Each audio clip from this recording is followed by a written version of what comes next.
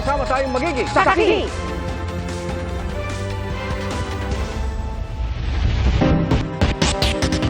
Sinagip sa online kalaswaan ng 6 na menor de edad, kabilang ang 2 buwang gulang lang na sanggol. Arestado ang magkapatid na ina ng mga bata na ibinubugaw umano ang mga anak. Saksi, si John Consulta. Nang magpakita na sa laptop screen ang subject para sa kanilang online kalaswaan na transaksyon, kumilos na ang NBI Violence Against Women and Children Division.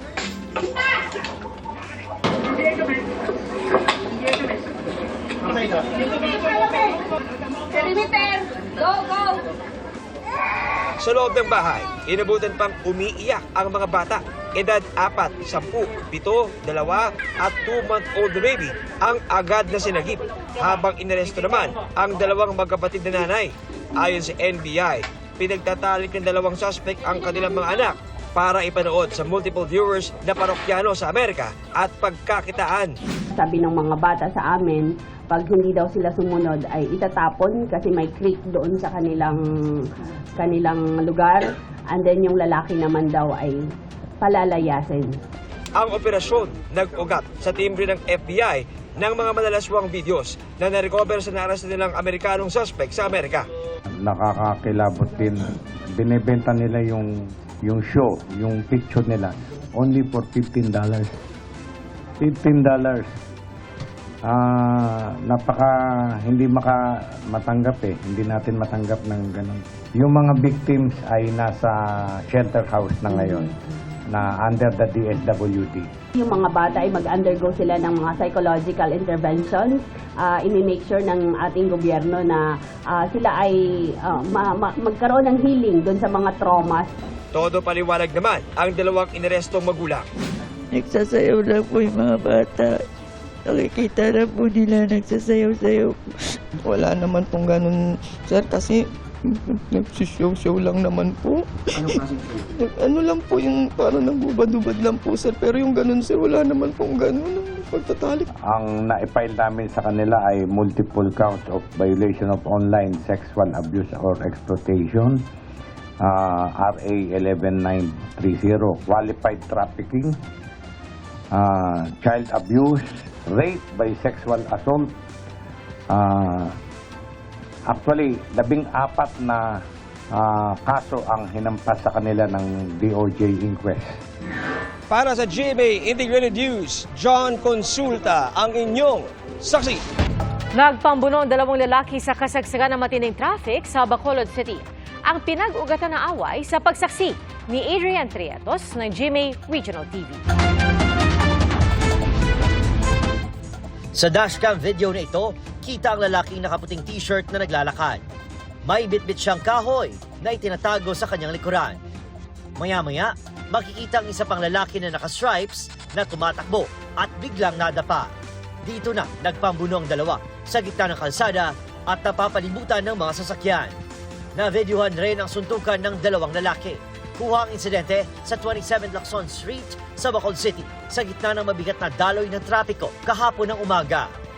Nasaksihan ng traffic personnel at Deputy Chief ng Bacolod Traffic Authority Office o BITAO ang insidente matapos na rumisponde sa traffic incident. Sangkot sa aksidenteng sasakyan ng naka-stripes na lalaki sa video. Ang nakaputing t-shirt, hindi raw bahagi ng aksidente, ngunit nagalit umano matapos sinampas ng lalaki naka-stripes ang sasakyan nito nang dumaan sa lugar. Nagpundo ang lalaki, nagwa siya sa sasakyan, nag-approach siya sa akon. Siling niya, ginhampak ang akon sa sasakyan, nag-upigid. This is a police matter. Wait for the police and file a blatter. Abi ko tapos na. Dinala ang 2 lalaki sa Police Station 2 sa Bacolod City. Hindi na pinangalanan ng pulisya ang nakaputing lalaki na 60 anyos at ang 38 anyos na naka-stripes na nagkaayos na. Paalala ng bitaw sa mga motorista, Number 1 is nga be patient. Kung may aksidente, normal nga ma-traffic kita sa dalanon. Number 2, kapangabay kami nga layo pa lang, switch lanes na kamo. Para sa GMA Integrated News, ako si Eden Prietos ng GMA Regional TV, ang inyong saksi. Mahigit 10 milyong piso ang hinihinging bayad ng lokal na pamahalaan ng Cavite para sa mga naperwisyo ang kabuhayan dahil sa oil spill mula sa lumumbog na MTKR Terra Nova sa Bataan. Gayunman, kahit magbayad ang kumpanyang may-ari ng barko, hindi pa rin daw basta maaareglo ang problema. Saksi, si June Veneracion. Hihinto muna sa negosyo ang tindahan ng tahong at talaba na pinagtatrabahuan ni Babylin sa Cavite, kasunod ng oil spill dahil sa MTKR Terra Nova. Sobrang po siya, tumal, hindi katulad po talaga dati. Halos wala pong bumibili. Kaya magandang balita para sa kanya ang hinihiling ng lokal na pamahalaan ng Cavite na mahigit 10 milyong pisong bayad kada araw para sa mga taga-Caviteng naapektuhan ng kabuhayan. Batayan sa arawang kita na tig 350 pesos para sa 31,000 Caviteño na umaasa sa huli mula sa dagat. They assured us na ang mga 31,000 fisher folks will be compensated in due time. Kabilang sa 31,000 ang mga nagtitinda ng isda at tahong. Tinatayang aabuti ng halos 3 buwan bago magsimula ang pamimigay ng cash assistance dahil sa isasagawang validation. So that's 9.3 million a day, maybe including the fisher folk vendors, maybe another 3. It's mga 12 million a day for the last 12 days and running. Git ng Cavite LGU, walang aregluhan kahit pa nakapulong na ng gobernador ang mga kinatawan ng MTKR Terra Nova at International Oil Pollution Compensation Fund. Kung merong pananagutan na kriminal sa nangyari sa Terra Nova, ay mananagot sila. Iniimbestigahan din kung sangkot nga sa paihi ang MTKR Terra Nova dahil sa report na may katabi itong isa pang barko habang matagal na nakahinto sa dagat ng Bataan. Ito yung paihi po kasi, yun yung yung gas po ng isang vessel, kinukuha ng isa pang vessel para ibenta. So, mas natatagal po yung trip. So, sa ganung paraan, doon sila nakatenga, naabutan tuloy sila ng bagyo. But of course, we cannot make conclusions right now, no? Pero red flag siya. Mariin itong itinanggi ng may-ari ng barko. May CCTV raw ang barko para matiyak na walang nakawan ng langis. At mula na magsimula ang operasyon nito, walang record ng oil loss. Para sa GMA Integrated News, June Veneracion ang inyo, saksi. Pinayagan ng COMELEC Anbank ang rekomendasyon ng Legal Department na magsampa ng reklamo laban kay suspended Bamban Tarlac Mayor Alice Guo. Ito po ay dahil sa pagsinungaling umano ni Guo sa kanyang Certificate of Candidacy. Saksi, si Sandra Ginaldo.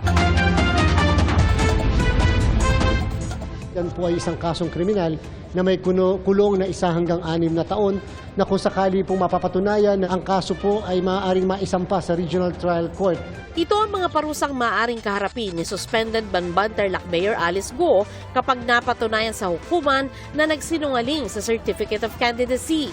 Ayon sa Commission on Elections o COMELEC, maaaring maharap si Guo sa kasong misrepresentation sa ilalim ng Omnibus Election Code.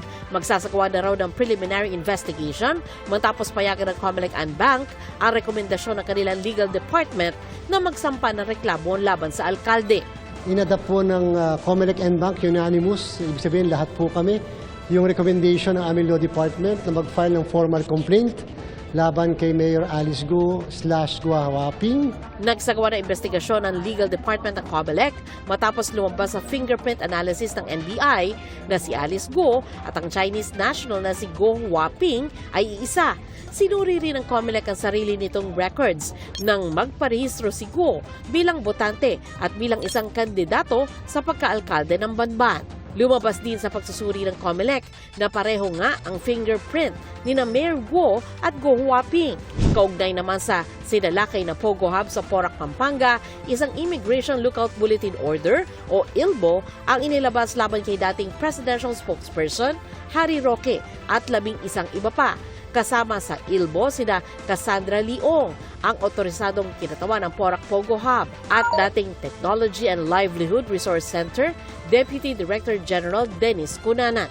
Our information also states kasi na si Cassandra Leong ay lumabas na po daw ng bansa.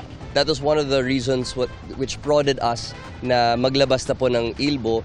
Tinawag naman ito ni Roque na harassment.